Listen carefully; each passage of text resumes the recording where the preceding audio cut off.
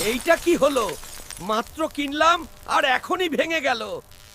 আমার মেজাজ খুব খারাপ হচ্ছে। এইটা কি হলো? মাত্র কিনলাম, আর এখনই ভেঙে গেল। আমার মেজাজ খুব খারাপ হচ্ছে।